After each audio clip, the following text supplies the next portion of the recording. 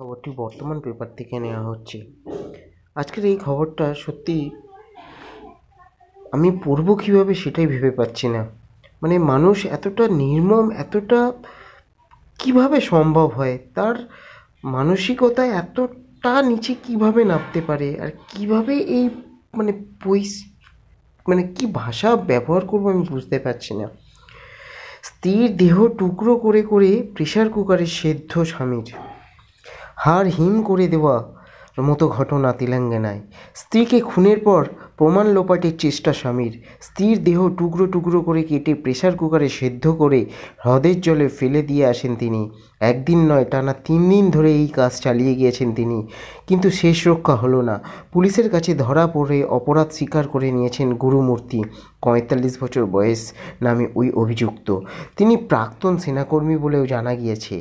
রঙ্গারেড্ডি জেলার ভেঙ্কটেশ্বর কলোনির এই ঘটনায় রীতিমতো চাঞ্চল্য ছড়িয়েছে। দিল্লিতে শ্রদ্ধা ওয়াকারের হত্যাকাণ্ডের সঙ্গে এই নারকীয়তার মিল খুঁজে পাচ্ছে পুলিশ। 2022 সালে শ্রদ্ধাকে খুনের পর দেহ টুকরো টুকরো করে ফ্রিজে রেখে দিয়েছিল তার live in partner Aftab Poonawalla. কিছু অংশ আবার জঙ্গলেও ফেলে দিয়েছিল অভিযুক্ত। পুলিশ জানিয়েছে, গত 16ই জানুয়ারি খোঁজ মিলছিল না 35 বছরের ভেঙ্কট মাধবীর। দুদিন পর হায়দ্রাবাদের কাছে মারপিট থানায় অভিযোগ দায়ের করে তার পরিবার। ঘটনার তদন্তে নেমে পুলিশ আটক করে তার স্বামীকে। অভিযুক্তকে হেফাজতে নিয়ে শুরু হয় জিজ্ঞাসাবাদ। একটা সময় অপরাধের কথা স্বীকার করেন গুরু। জানা গিয়েছে, বাথরুমে স্ত্রীকে ধারালো অস্ত্র দিয়ে কুপিয়ে খুন করেন অভিযুক্ত। নৃশংসতার শেষ এখানেই নয়, দেহ টুকরো টুকরো করে কেটে হামাল দিস্তা দিয়ে থেঁতলে মাংস থেকে হাড় আলাদা করা হয়। তারপর স্ত্রীর দেহাংশ প্রেসার কুকারে সেদ্ধ করেন গুরু। সেই সেদ্ধ দেহাংশ ব্যাগে ভরে মারপেটে হ্রদে ফেলে দিয়ে আসেন তিনি। 3 দিন ধরে এই কাজ চালিয়ে গিয়েছেন গুরু। অভিযুক্তের মুখে এই নারকীয় বর্ণনা শুনে আঁতকে ওঠেন দুধে পুলিশ কর্তারাও।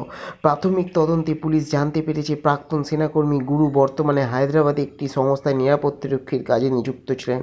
মাধবীর পরিবারের অভিযোগ, বিয়ের পর থেকেই স্বামী স্ত্রীর মধ্যে অশান্তি লেগেই ছিল। অভিযুক্ত স্ত্রীর উপর মানসিক ও শারীরিক নির্যাতন চালাতেন। তার জেরেই মাঝে মধ্যে স্বামীর ঘর ছেড়ে বাপের বাড়িও চলে আসতেন মাধবী। ওহ, গা শিহরে উঠছে। নমস্কার।